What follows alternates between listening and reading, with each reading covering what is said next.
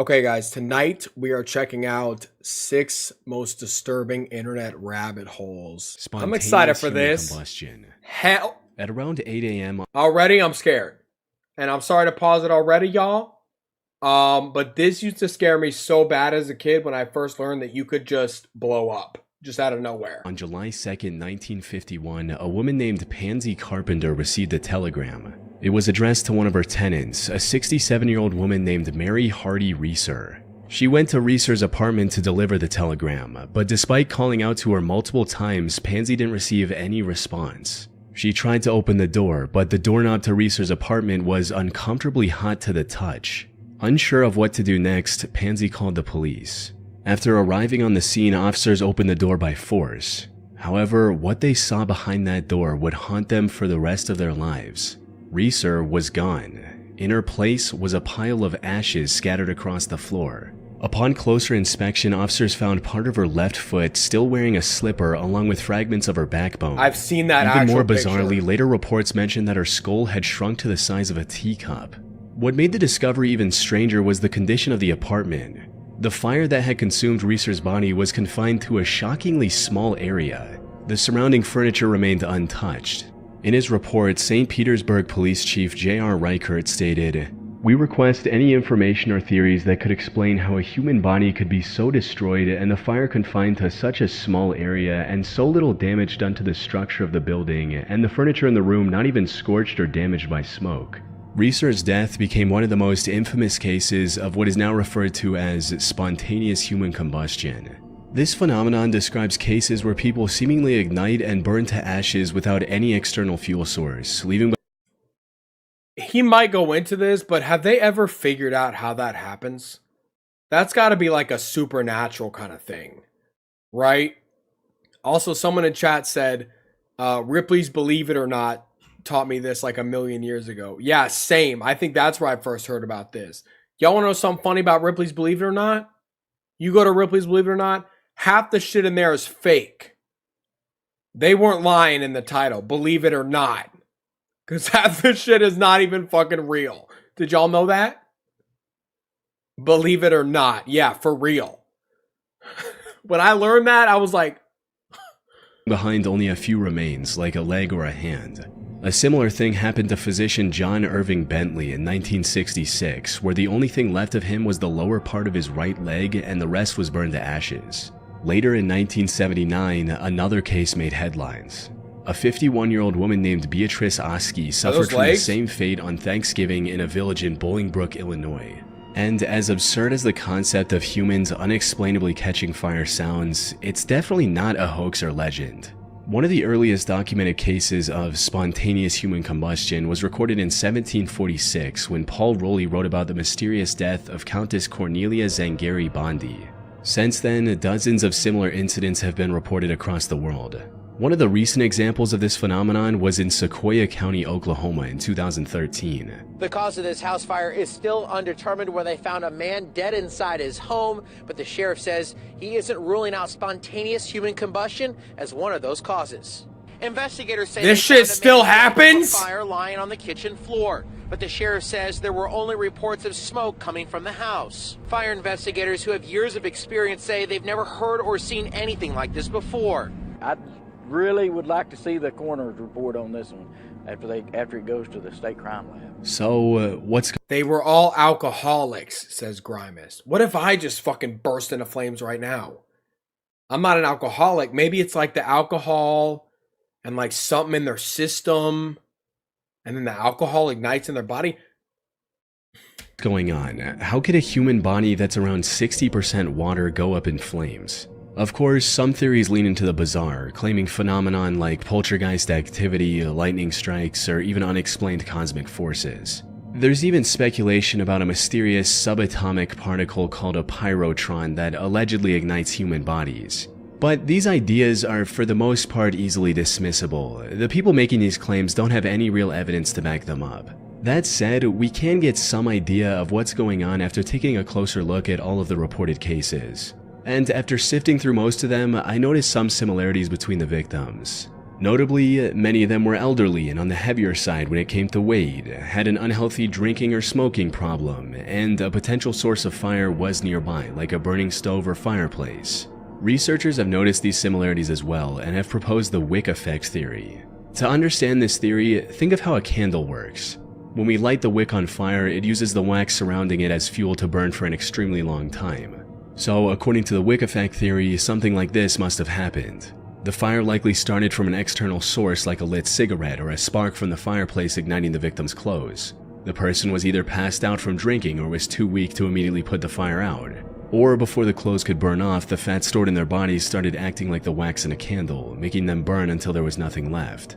This would also explain the bizarre burning pattern where the torso is completely incinerated and the legs are left behind, since we carry most of our fat content in our abdominal region and very little in our legs. Unfortunately, experiments performed to prove this theory haven't been very successful. For instance, back in 2016, BBC decided to recreate the conditions of the wick effect with a pig carcass. And while its body was completely roasted, it didn't disintegrate into ash like the many cases of human combustion. That's simply because the fire fueled by fat tissue doesn't have the temperature required for what's essentially cremation. Back in 2012, biologist Brian J. Ford tried to explain the high temperature requirements in his 2012 paper titled Solving the Mystery of Spontaneous Human Combustion. According to Brian, factors like alcoholism or low-carb dieting produce acetone in our bodies, which is the same chemical found in paint thinner. Now, acetone is extremely flammable and can easily reach temperatures that would turn a person into nothing but ash. Brian also created small puppets out of pig meat, coated them with acetone, and lit them on fire. The puppets burned for about 30 minutes and left only the legs intact, just like with the human case. Maybe this is just a hypothesis. Maybe they have so much like alcohol and fat in their body that maybe the what did he just say? Isotones? Maybe it's literally like leaking through their pores. Like it's like coming a little bit with the sweat. You know what I'm saying? Or just like coming out of pores a little bit. And then the alcohol inside of their body also lights up. Because you don't really sweat out of your legs, right? And especially if they're bigger, like bigger people tend to, I mean, I'm not, you know what I'm saying? But bigger people tend to just kind of sweat. That sounds bad, but y'all know what I'm saying, right? Maybe. But if Brian's theory is correct, it still doesn't explain why spontaneous human combustion is so rare. If all it takes is alcohol and a specific diet, why aren't we seeing more cases of this phenomenon?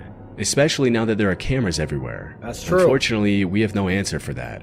It might turn out to be something completely different from what we believe right now.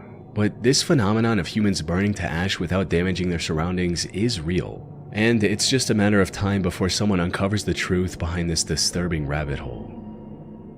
Because I feel like it's almost impossible. It must have been like a spark from a candle or something.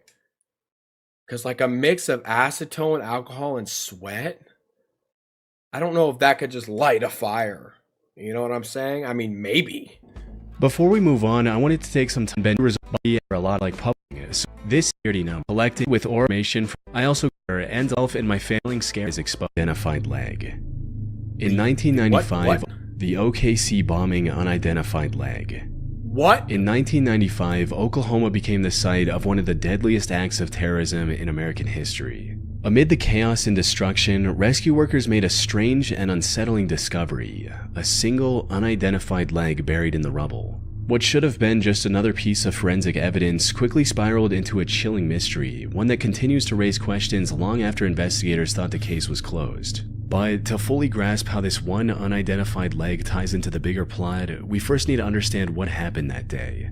On the morning of April 19, 1995, at 8:57 a.m., a mysterious Ryder truck pulled up in front of the Alfred P. Murrah Federal Building in downtown Oklahoma City. However, the people working in the Murrah building didn't pay much attention to it. Work was about to start and everyone was rushing to clock in on time. Unfortunately, this day would end in disaster just minutes later. At 9:02 a.m., the Ryder truck exploded with the force of 5,000 pounds of TNT. Within moments, the surrounding area looked like a war zone. A third of the building had been reduced to rubble, with many floors completely flattened. Dozens of cars were incinerated on the spot, and more than 300 nearby buildings were damaged or destroyed. The momentary damage was estimated to be over $650 million, but the human toll was far worse. The explosion claimed the lives of 168 people, including 19 children. Around 700 people were also injured in the initial detonation and the resulting collapse of the building. I've never heard about this. It wasn't long before the FBI was on the scene and looking for clues to find the suspect, which didn't take long. On April 20, investigators found the rear axle of the Ryder truck. That single piece of evidence carried a vehicle identification number, leading them to a body shop in Junction City, Kansas. Hey, Skyler. With the help of the employees of the shop, investigators were able to create this sketch of the person who rented the Ryder truck that was used. I want to get back into it, Skyler. The next step was to circulate it. If a good one comes out, maybe. Thank you for By the five, April bro. 21, the break they needed arrived. A local hotel employee recognized the sketch and even remembered the man's name. That's Timothy him. James McVeigh, a That's him. ex-army soldier. However, when investigators began looking for Timothy, they made a shocking discovery. He was already in jail. As it turns out, he had been arrested just 90 minutes after the bombing, roughly 80 miles north of Oklahoma City. Oklahoma State Trooper Charlie Hanger pulled him over for driving without a license plate. The state trooper also found a concealed weapon on Timothy, which led to his arrest. A thorough search of his getaway vehicle also revealed a business card with an incriminating statement written on the back, reading, "TNT at $5 a stick, need more." As investigators looked deeper, they learned about Timothy's motive behind causing such a tragedy. His actions boiled down to extreme radicalization and anti-government rhetoric. He looks like a damn... I'm not going to say it because it's going to go in the YouTube video, but he looks like... No. Much of his anger stemmed from the 1993 Waco siege in Texas, a 51-day standoff between federal agents and the Branch Davidians, a religious cult. The siege ended in a catastrophic fire that killed 86 people, including women and children. Y'all know what I'm Timothy was particularly angered by the government's use of tear gas on women and children. He had been exposed to the gas as part of his military training and was familiar with its painful effects. However, despite catching their suspect and learning about his motive, the investigators wanted to weed out any potentially hidden accomplices like foreign terrorist organizations. They reviewed multiple pieces of information and found out that Timothy used barrels and ammunition nitrate fertilizer as the primary source for the explosion. They also discovered and arrested his two accomplices who helped him throughout the process, Michael Fortier and Terry Nichols.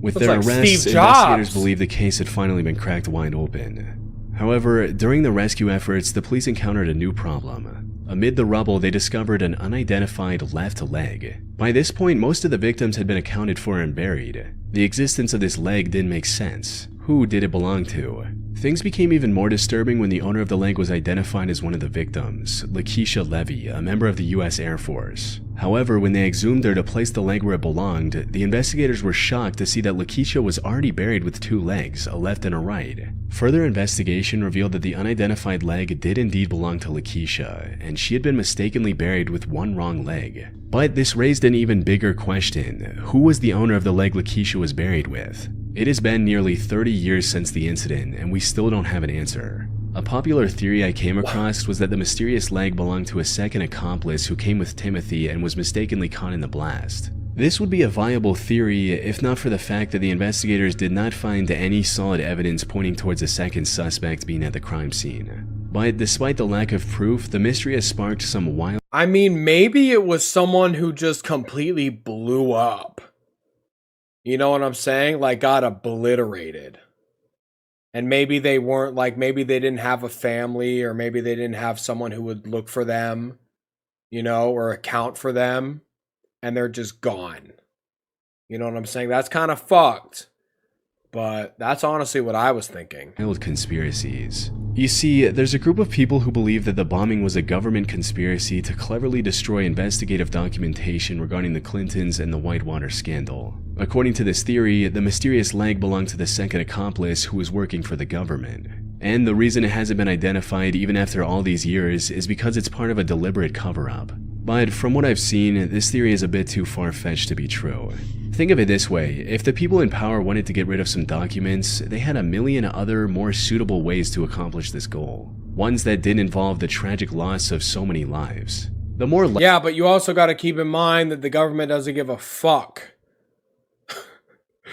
about random civilians' lives.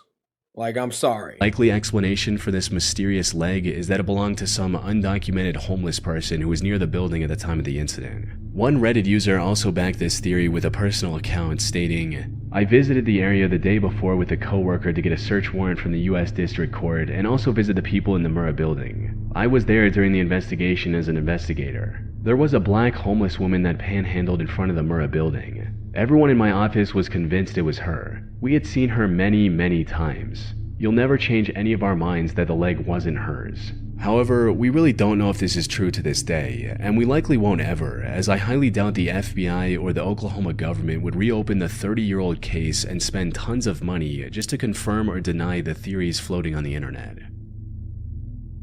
Could be. Hybrid. In March of 2002, a tabletop RPG called The One Paragraph RPG was published by a person named Matthew/C++. It was already an extremely bizarre and overly complicated game with nonsensical rules and mathematical equations. Yeah, However, the author changed its name to Hybrid and kept updating the game over the upcoming years. And with each update, the game got more and more complicated. As it stands right now, Hybrid has a total of 551 rules, which explain everything from the progression to the power system. But the truth is, these rules don't really explain anything. Hybrid— Bro, is this a game for fucking robots? Like, who in their right mind is sitting down learning all these damn rules and playing this shit?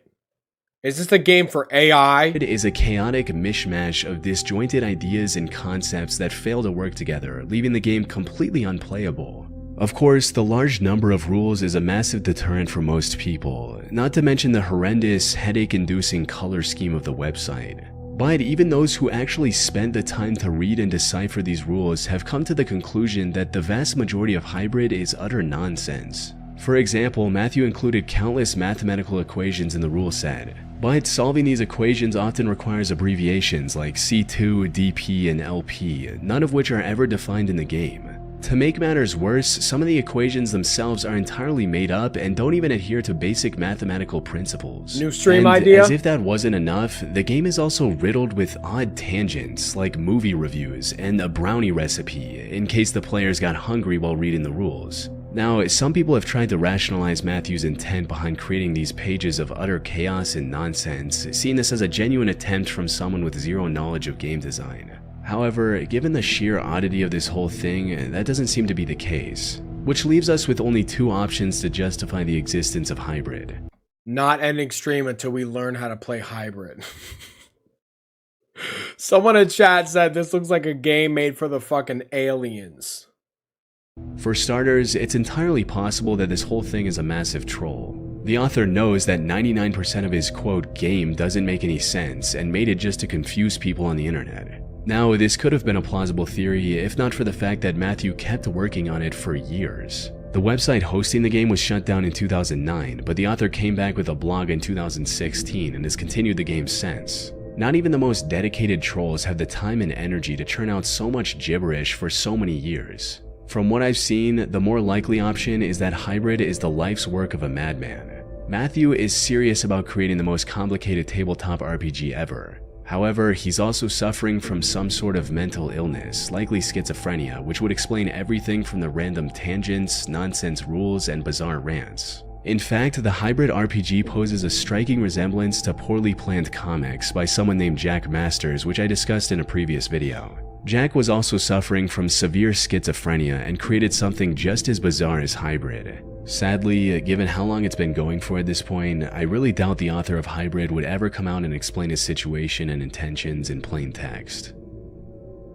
Hey, at least he's got a hobby. Temple OS. Terrence Andrew Davis was born in 1969 in West Allis, Wisconsin. He had a keen interest in computers from a young age, which resulted in him learning the assembly programming language on a Commodore 64 as a teenager. He later earned both a bachelor's degree in computer engineering and a master's degree in electrical engineering from Why does Temple OS sound so familiar? What? It's like I'm like a sleeper agent. I just got activated by the words Arizona State University and began working for Ticketmaster as a programmer. He had a good education, a steady job, and loving parents. Things were looking up for Terry. Unfortunately, by the time he turned 27, he started experiencing regular manic episodes. He was later diagnosed with bipolar disorder and schizophrenia, the latter of which became the driving force behind the project that made him famous, Temple OS. You see, back in 2003, he experienced a self-described revelation. In his words, God spoke to him and asked him to create a temple which would later take the shape as an operating system. This operating system went through many names, including J Operating System, Sparrow OS, and Lose Those. Terry finally settled on the name Temple OS in 2013 and published his work for the world to see. The most impressive thing about Temple OS is that Terry spent a decade building it from scratch. It featured 119,000 lines of code, and every single one of them is written by Terry himself without relying on any existing libraries of code. And for an OS created by a single person, it's chock full of features, including his own programming language called Holy See and multiple games based around religion. Like After Egypt, which requires the player to travel to a burning bush which generates randomized text. Terry believed that this text was coded messages from God. However, while his programming skills remained sharp, his ability to grasp the reality around him kept getting weaker by the day. He would often go on incomprehensible rants with an unhealthy dose of slurs. God, I hate Frasier. The CIA glow in the dark. You can see them if you're driving. You just run them over. That's what you do. CIA.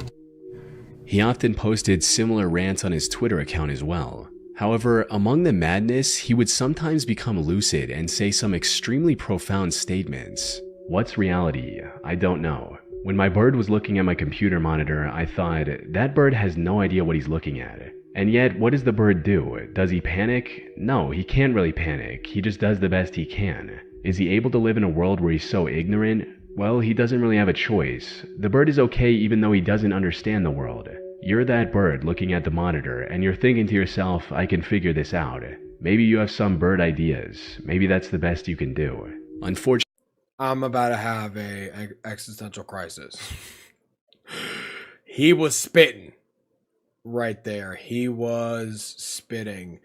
Dude, that's the thing with like schizophrenia and like all of these crazy diseases you get, like where you're seeing stuff and you're hearing stuff and you're like switching personalities. What is that? Right? Like, how crazy is it that a disease can make you see things that aren't there? Is it the disease making you see things that aren't there? Or is it the disease taking away filters in your mind that block them out to begin with? Maybe I'm the crazy one. Unfortunately, his mental health took a devastating turn in December 2017. After refusing to take his medication, Terry got into a heated argument with his parents. Well, I'm King Terry, and learned how to purify myself in a horribly impure environment. It's pretty rough living homeless and in a... The confrontation pushed him to leave his home, and he spent the following months living on the streets, homeless and struggling. In September 2018, Terry's life came to a tragic end when he was involved in an accident with a train near an overpass in Portland. However, despite passing away over 6 years ago, Terry still has a dedicated fan base online that's willing to keep his memory alive for decades to come. Damn. He's got a whole subreddit about him. Rest in peace, y'all. Christopher Lee Burden was an American artist who began his work in the early 1970s. However, unlike many artists whose goal is to create something visually pleasing, Chris's art was more about the idea of personal danger as artistic expression, and this was apparent from the get-go. His first known art performance was at the University of California in 1971, where for his final thesis, he locked himself in a locker for 5 days with nothing but a jug of water to drink and an empty jug to relieve himself. His next big art piece was a picture of him with a pistol aiming at an airplane. While he did get a visit from the FBI for this one, it was far from his most disturbing art pieces, because in 1972 he performed what was later called TV hijack. What? How fast does a bullet go? Like, if he actually shot that bullet at that airplane, you think he would hit the plane? Or would the wind, like, kind of taper it off? would it take? Like, how long would it take? Maybe someone in the comments, if we upload this, can answer that question. Huh. Jack, which involved him going on an interview on TV and then holding the host of the interview at knife point. Fortunately, he explained to the terrified host that this was just an art piece and no one got hurt. But the most chilling thing about Chris's work was that he wasn't afraid of getting hurt. In his 1971 performance called Shoot, he gave his friend a rifle and told him to shoot him in the arm. Now, the idea was the friend would barely graze his arm. However, he missed the mark and ended up shooting Chris clean through his arm, forcing him to be rushed to the hospital. And while the pain in this performance was accidental, Chris has also done pieces where he gets hurt on purpose, like the 1974 performance called Transfixed. For this performance, Chris Burden crucified himself shirtless onto the back of a pale blue Volkswagen Beetle. With nails hammered through his palms, he remained in that position as the car was driven slowly around his neighborhood. In his later years, he moved on to more traditional sculpture-based art. However, his willingness to put his life on the line for what he considered art is still unmatched. As for the meanings behind his many deeply unsettling performances, experts have yet to reach a consensus. It's unclear if his stunts had some genuine meaning behind them, or if many of them were just to say, look what I can do. But knowing Chris and his work, this is exactly how he'd want his work to be remembered. I mean, I think there's a fine line between being an artist and going out and being like, yo, go ahead and shoot me in the arm. You know what I'm saying? It's like, okay, like, all right. I mean, yeah, maybe there's a deeper meaning there.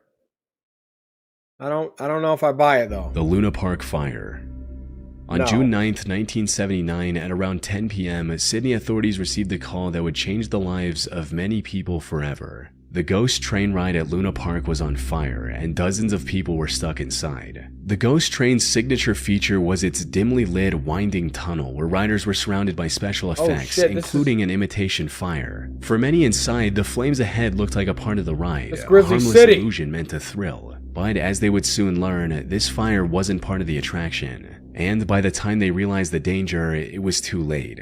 People tried to find a way out, but the tunnel was pitch black, and the thick smoke made it impossible to breathe or see. With the ride's mostly wood construction, and with no sprinklers or fire safety in place, the flames just tore through everything. The ones that somehow managed to find the exit barely escaped with their lives. But their horrors didn't end there. 12-year-old survivor Jason Holman described the disturbing sight he witnessed while standing outside the ghost train. He was waiting for his friends to come out from the ride as well, but what he saw instead were empty carriages rolling out of the tunnel completely on fire. This sight was even more haunting for Jenny Godson, who had come to the park with her husband John and two sons Damien and Craig on a family holiday. The family had spent the day enjoying the park's many attractions and had 4 tickets left at the end. The boys, aged 2 and 4, decided to spend these leftover tickets on the ghost train. John went with them on the ride, while Jenny went off to get ice cream for the family. By the time she got back, the fire had already destroyed everything. I was from the country, I came down here.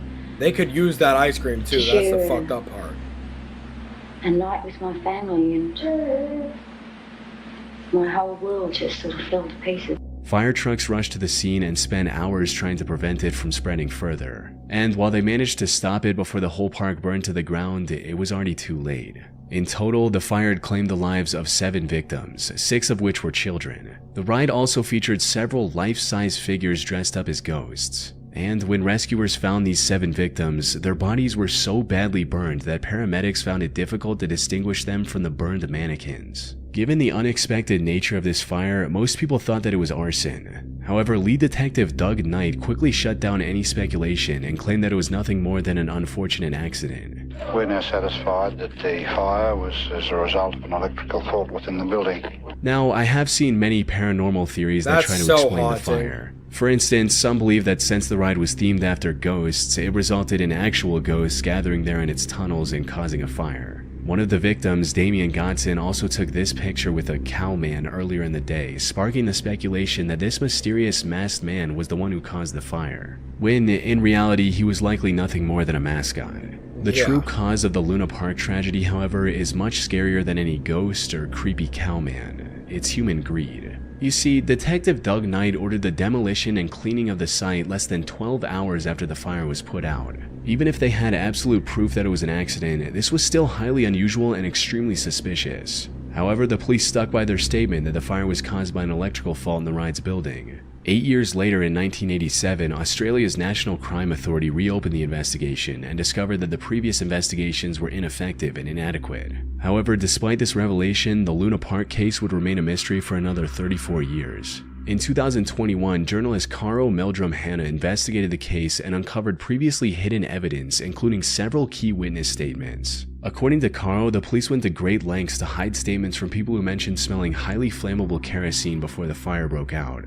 Some people also reported seeing several shady men walking the park. A teen even mentioned overhearing one of these shady men talking about starting a fire. Not only were these reports never investigated by the police, but these witnesses were also pressured to follow the electrical fault narrative that the investigators were telling the public. So it sounds like a damn cover-up. Maybe it was like an insurance thing. You know what I'm saying? Ugh. And Doug Knight was supposedly in on it the whole time. He was allegedly working for crime boss Abe Saffron, who was also known as Mr. Sin. He wanted to own the prime waterfront real estate the park was. Bro's in cahoots with Mr. Sin. And they let this shit off the hook? Mr. Sin. What the fuck? Sitting on. And what better way to drive down its value than by reducing it to ashes? As a result of Caro's findings, the Australian government has now reopened the Luna Park investigation. They've also placed a $1 million reward for anyone with information that could help investigators reach the bottom of this case. Perhaps this will pave the way for a breakthrough, finally delivering justice to those 7 victims after half a century. That looks like the damn kid from E.T. Am I tripping? Does that not look like the E.T. kid right there? Those 7 victims after half. Is that disrespectful? I'm just trying to point it out, but it does look like him.